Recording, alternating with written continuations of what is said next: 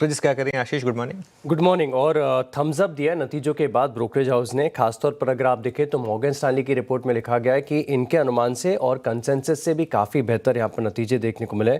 और ख़ास बात ये भी बता रहे कि जो मार्केटिंग वॉल्यूम्स हैं ये भी जो इंडस्ट्री ग्रोथ 2% के, इनकी ग्रोथ 5% की यहाँ पर देखने को मिली है।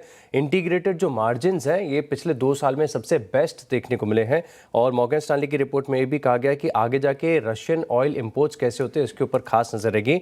वहीं नोमेरा भी अगर आप देखें तो स्टॉक पर खरीदारी की राय दे रहे हैं। 160 का टारगेट है। मॉर्गन स्टैनली ने भी यहाँ पर ओवरवेट की रेटिंग दी और 168 रुपए का टारगेट दिया है।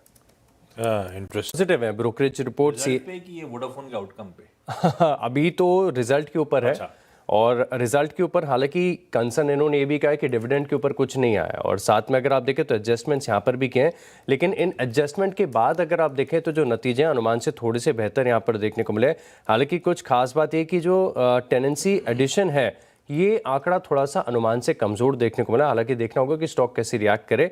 सीएलए से हाई कन्विक्शन आउट परफॉर्म की रेटिंग दे रहे हैं और 520 रुपए का टारगेट दिया है। ओके, 520 सही है। सीएलए से आउट परफॉर्म की रेटिंग दे रहे हैं, 570 रुपए का टारगेट दिया। और ये भी बता रहे कि जो एबिटा मार्जिन के एस्टिमेट्स थे उससे मुकाबले 228 बेसिस पॉइंट हायर यहाँ पर देखने को मिला है। इसके अलावा ये भी कह रहे हैं कि खासतौर पर अगर आप देखें तो जिनका रेलवे सेगमेंट के इंटीग्रेशन के बाद जो कि लो मार्जिन बिजनेस है, फिर भी मार्जिन में यहाँ पर बढ़त देखने को मिली है।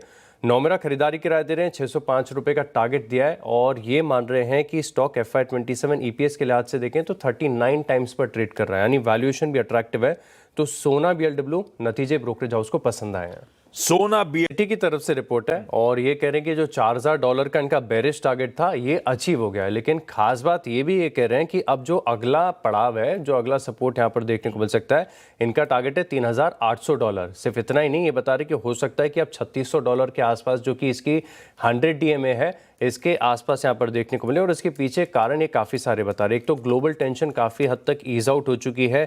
ये डील अगर बन जाती है ट्रंप और चाइना के बीच में तो ये काफ़ी अच्छा होगा। और साथ में अगर आप देखें तो अगर यूएस का शटडाउन खत्म होता है तो ये भी अगर आप देखें तो इम्पैक्ट करेगा। तो गोल्ड यहाँ से सिटी मान रहा है कि गिरावट आ सकती है।